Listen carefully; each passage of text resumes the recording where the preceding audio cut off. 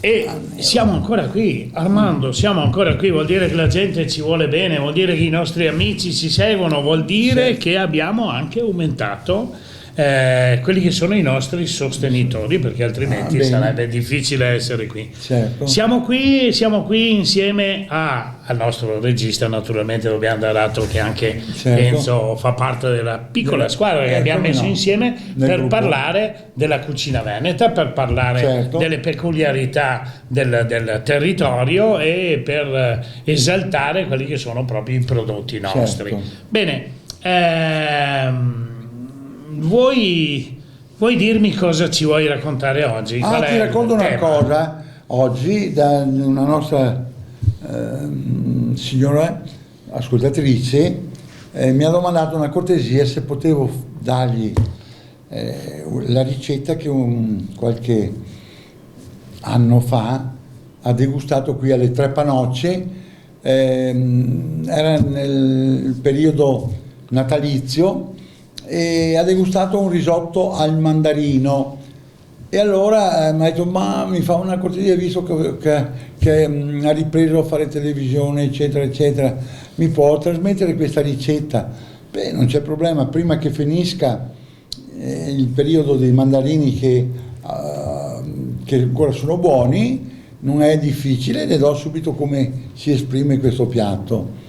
Praticamente per 4 persone ci vuole 350 grammi di riso super arborio, oppure bialone nano, oppure carnaroli. Questi 3 tipi di riso. Il carnaroli mantiene la cottura e quindi se ha parecchi ospiti, quello lì mantiene la cottura, anche se ritarda un po' di mandarlo fuori.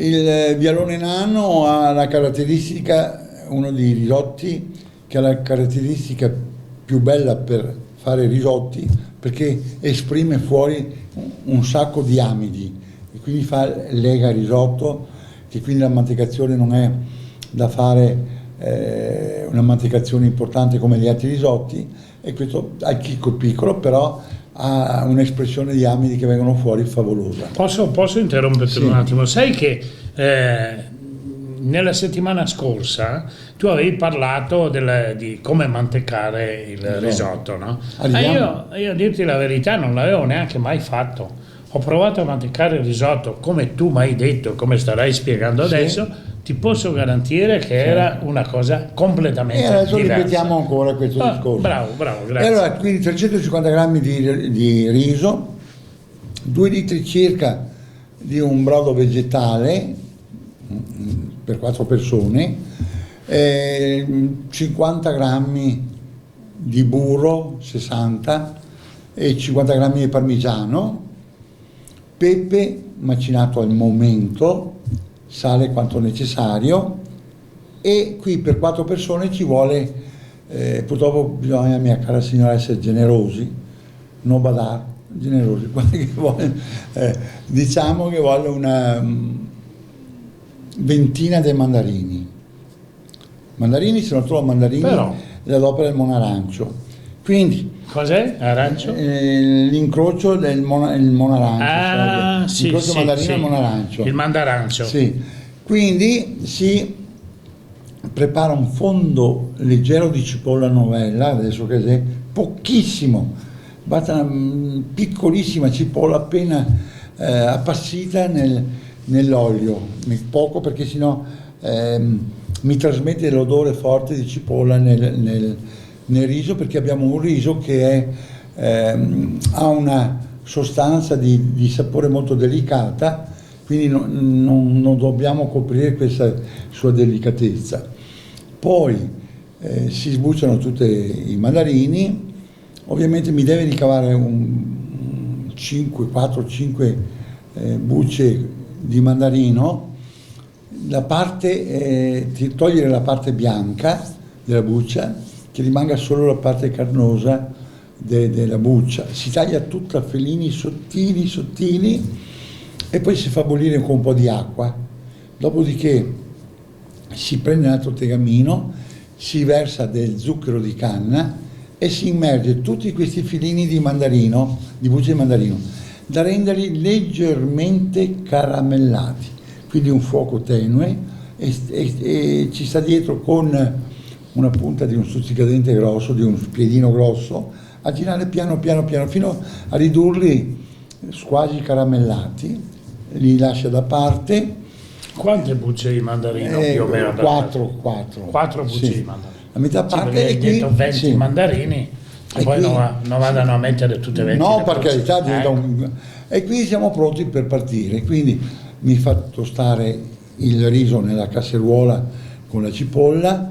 Una volta ben tostato me lo annafia con il succo del mandarino. Con l'olio? Sì, no, nel soffritto è già fatto un po' di soffritto volte, l'olio, sì, quale sì. olio? Diglielo sempre. Un olio vergine? sì, No. quell'olio Sì. extravergine d'oliva. Quindi una volta annaffiato, bagnato col sugo di mandarino, niente vino ovviamente, si continua la cottura sempre con il sugo del mandarino. A metà cottura, innanzitutto a metà cottura conserva ancora mezzo bicchiere di sugo di mandarino, e a cottura avvenuta, e poi ovviamente bagna quel brodo vegetale che ha fatto, che sarà un brodo vegetale composto di carote, serno e cipolla, e bagna, e alla cottura avvenuta qui cosa fa? Lo toglie dal fornello, che è molto importante, una generosa macinata di pepe fresco, insaporire di sale quanto necessario, unire tutti i filini di mandarino e un po' di sugo del mandarino rimasto. Si manteca, 2 versioni, caro Bruno, come dicevi, 2 versioni. Una, la mantecazione fatta con l'olio e il parmigiano, che resta più leggera e si lega bene. Importante, quando fate la mantecazione fuori dal fuoco, sbattere bene col mescolo, che lega bene il risotto. Oppure l'altra è con burro. Ecco, ambo due le cose. Una volta mantecato per bene e saporito, si mette il risotto nei piatti normali, e quindi non si lascia il piatto col risotto a forma di cupola, però si batte sotto il piatto che si allarghi, così mantiene la sua cottura. Lo portate in tavola quando si formerà quella velatura sopra, che sembra che sia un velluto lucido, e lì è il momento giusto da mangiare il risotto. Ecco, allora io ti volevo chiedere una cosa, siccome l'ignoranza, che sono io, si fa avanti, no? Allora, il riso si porta a una cottura un po' al dente prima, perché poi mantecandolo, lasciandolo lì, finisce la sua cottura, è vero? Certo, Me lo deve essere al dente, e lì quei 3 minuti che tu fai la mantecatura così, viene al dente giusto. Viene perfetto. Ecco, questo è importante, che il riso sia al dente giusto, non che sia troppo al dente, perché chiudete gli amidi, non vengono più fuori. Beh, ecco. Senti, allora, noi vogliamo vedere un attimo i nostri amici cosa ci dicono, dopodiché finiamo la trasmissione. Certo.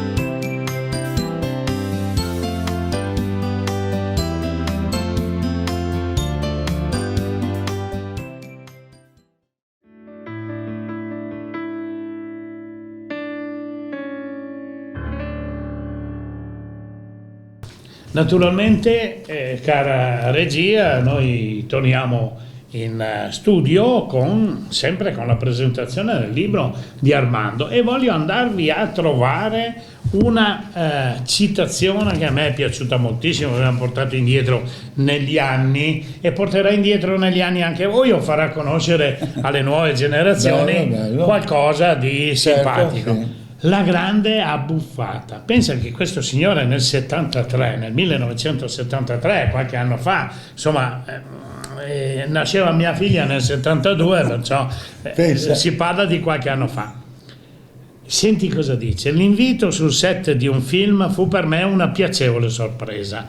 Giuseppe, chiamato Beppo Maffioli, Esatto. qualcuno se lo ricorda, Sì. gastronomo e attore che aveva già recitato con Ugo Tognazzi in Il commissario Pepe, se Certo. qualcuno se lo ricorda, vorrei che anche le nuove generazioni andassero a cercare Sì. negli Sì. archivi questi film che sono molto belli. Sì. Era stato chiamato a far parte del cast della pellicola La grande abbuffata di Marco Ferreri, Esatto. che aveva come protagonisti Ugo Tognazzi, Marcello Mastroianni, Philippe Noiret e Michele Placido.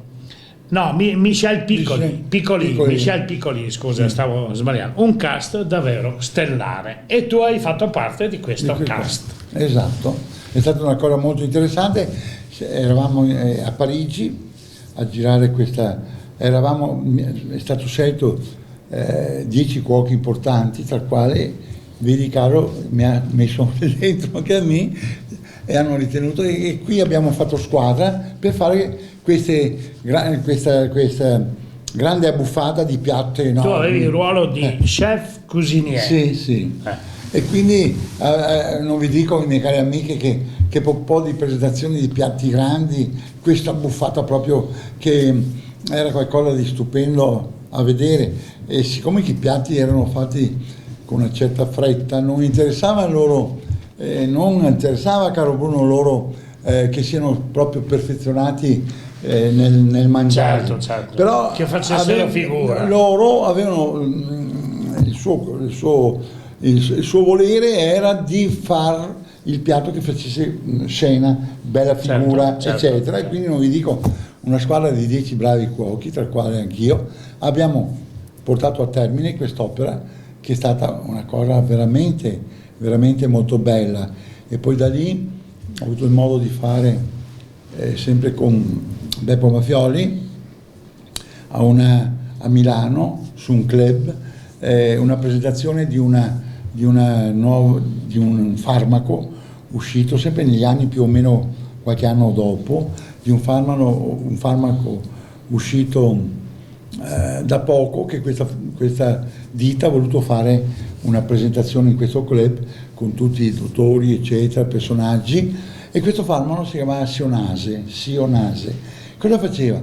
Ti dava il piacere, ti poteva fare una maniera che non ti dico quanto, che non ti caffè più, dopo ti prendeva questa pastiglia del Sionase, ti era a posto, non ti dava per niente nessuna parte. E allora lì, andiamo a chiudere dicendo: preparatevi, noi cerchiamo attori per la grande abbuffata che faremo più avanti. Il cuoco ce l'abbiamo, un attore ce l'abbiamo, anzi 2, e quindi cerchiamo attori. Manca mai che questa primavera dà emozioni di un clima eccezionale. Guarda, mai ci mettiamo fuori, certo.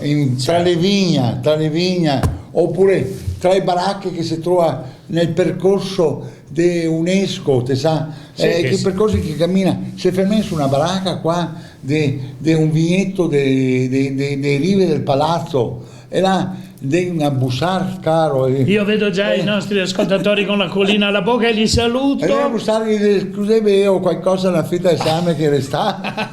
Un abbraccio a tutti e arrivederci alla prossima settimana. Buona domenica. Ciao.